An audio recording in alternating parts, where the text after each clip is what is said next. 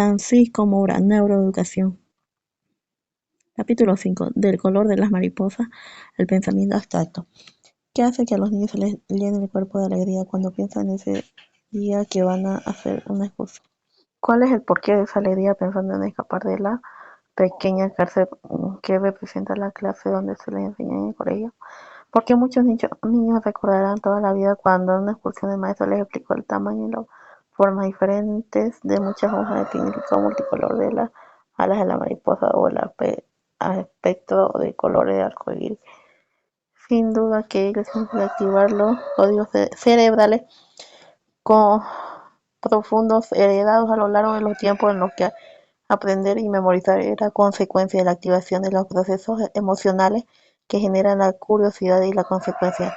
Abre la ventana de la atención en espacios abiertos a todo aquello que es utilizo a la supervivencia biológica. Aprender para un niño de hoy en ese contexto lleno de sonidos tal vez ancestrales, de colores y formas diversas, sigue siendo sencillamente placentero e intenso. Y eso también es el juego, ya lo hemos apuntado antes, un mecanismo emocional disfrazado con el que el niño adquiere habilidades y capacidades a través de la vorágine de cambio que realiza su cerebro a grandes velocidades.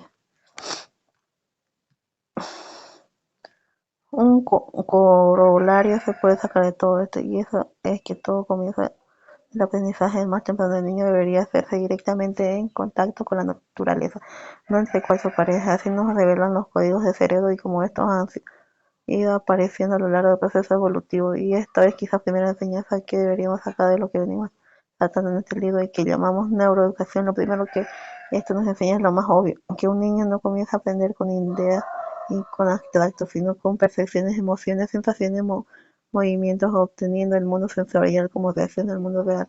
Fuente primigenia de los estímulos. El primer maestro del niño es el mundo y todo lo que hay en él. Frente a él, lo que primero enseñan al niño. Aprender bien de ese mundo es básico no solo cuando un niño, sino después las enseñanzas regladas y para el resto de su vida. Pues estas sensaciones, percepciones y su experiencia serán los cimientos de su futuro aprendizaje abstracto. El niño es una esponja que absorbe y recoge como si fuera agua todo lo sensorial que le rodea, los colores, la forma, los movimientos, las distancias entre los objetos, los sonidos y las texturas, el gusto y olor de las cosas, y un constante aprendizaje de cómo transforma y cambia su cerebro.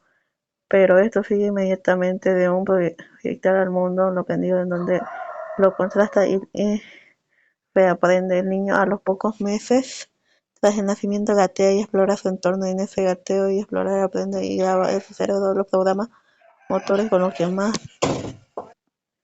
en ese gateo y ese explorar aprende y graba en su cerebro los programas motores con los que más tarde, pasado el tiempo, podrá realizar un acto motor voluntario y coordinado. El aprendizaje, como el mito de Sísifo, es un proceso de repetición constante con el que construye en recuerdos inconscientes los cimientos que luego le permitirán aprender conscientemente. Ese proceso de mirar, oír y tocar, sobre todo a través del juego, es el primer aprendizaje sólido infantil. Todo ello conjuga con la inmediatez de sus significados emocionales que proporcionan los padres, principalmente la madre, y todo cobra sentido de supervivencia que quiere decir que de seguridad en seguir vivo a través de las emociones. Ese fuego que cincela y forja de realidad todo lo que se ve y se toca. Hoy empezamos a vislumbrar lo negativo que puede resultar el cerebro de un niño de 1 o 2 años. Mantenerlo encerrado en una guardería cuando es bien sabido de las paredes de una guardería deberían ser jardines amplios, extensos, llenos de cosas vivas o no ir tocar, oler y aún hasta lamer, con las que el niño interactúe constantemente. Será que con este andamiaje sólido que luego el niño considera el edificio sólido de las ideas y el pensamiento abstracto. Y es que nunca hay que olvidar el proceso y todo cobra sentido de supervivencia, que quiere decir seguridad en seguir vivo a través de la conciencia, fuego que se le forja de realidad todo lo que se visita.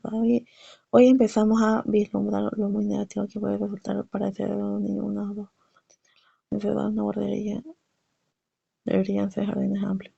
Y es que nunca hay que olvidar el proceso de evolución biológica, porque poco se puede entender en cualquier área del conocimiento. Sin entenderlo siempre presente, hay que tenerlo en cuenta para entender cómo el proceso de aprendizaje sensorial directo se transformó con el aumento y complejidad del cerebro desde pensar con unidades sensoriales concretas, esa flor concreta que tengo delante de mí a unidades sensoriales abstractas, el concepto de flor que yo tengo en la cabeza y agrupa todas las flores concretas que pueden existir, que además de ella misma, esa flor abstracta no existe fuera en el mundo. Esa transición tuvo posiblemente su inicio hace nada menos de 1.5 millones de años con el primer antecesor Homo, que fue el Homo habilis, el cerebro del H. habilis, posiblemente fue la cocina primigenia de la mente humana, esa máquina capaz de nombrar cosas abstractas y de planificar y decidir objetivos y alcanzar comunicarlos y con ellos pasar del lenguaje y el mensaje sensorial y emocional directo con signos onomatopeyas al mensaje simbólico cifrado. Así se comenzaron a distinguir las cosas del mundo, nombrándolas no con el viejo lenguaje emocional, sino con el nuevo no ético, es decir, con una idea de abstracto, siquiera rudo y elemental, y con ello la clasificación de los abstractos de lo que vemos: flor, hoja, árbol, base elemental del conocimiento tal como hoy lo conocemos. ¿Acaso conocer no arranca claramente de distinguir y clasificar? Sin duda por el mensaje importante transmitir, así que esta transición y evolución de ese concreto sensorial al abstracto, las ideas para señalar lo importante que es aprender desde muy temprano y bien lleno de realidad sensorial directa, pues eso es lo que da fundamento sólido para elaborar, aprender bien y transformar después esos concretos en abstractos. Este proceso de transición que hemos comentado para la evolución se recopila primero en el desarrollo ontogénico del cerebro humano y luego se sigue en los primeros años del niño, ya en contacto directo con el mundo. De todo ello ya se empiezan a sacar unos principios básicos como la neuroeducación que deberían llevarlos a cambiar muchas cosas en el inicio del proceso de aprendizaje humano. Insisto en ello, a un niño de 2 o 3 años se le debería enseñar los diferentes tipos de flores, plantas, animales y todos los infinitos registros de formas y colores en el campo, en la naturaleza, y menos en el aula con dibujos ni tampoco con películas. El niño necesita la formación inicial, saber y aprender qué es una flor, cogiéndola con las manos, mirándola directamente, oliéndola, apreciando y distinguiendo el contacto de los pétalos, distinguiendo, mirando en el cielo un azul de otro. Todo ello, como acabo de apuntar, con la protección y sentimiento emocional, con la sonrisa del padre o del maestro. Solo así no olvidará jamás y anclar, además, sus futuros conocimientos abstractos de una forma sólida sobre cimientos perceptuales, emocionales, reales, directos. Solo así conseguirán luego las ideas de forma más consciente y procederá con ellas las reflexiones y las construcciones racionales y las hipótesis de una forma más consolidada.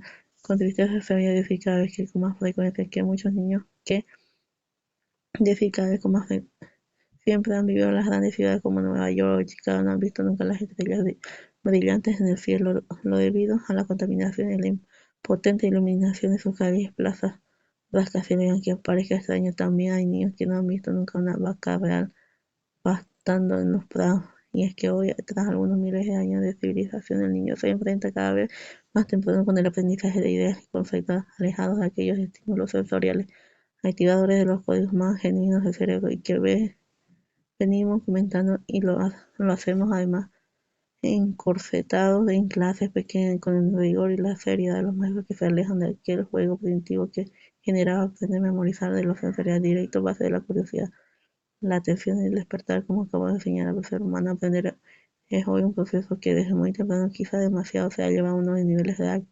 abstracción de tan alto calado intelectual y social que de una manera rompen con aquellas raíces inviolables, genéticas y evolutivas, con aquel ori origen que significó aprender a memorizar, viendo el vuelo colorido y errático de las mariposas. No convendría repasar y evaluar en qué medida los estímulos que se utilizan hoy para aprender activan la propiedad del código de cerebros más genuinos para esta tarea. Es posible que la neuroeducación, a la luz del proceso evolutivo, nos pueda ayudar a ella a sacar ventajas para llegar a aprender y memorizar mejor.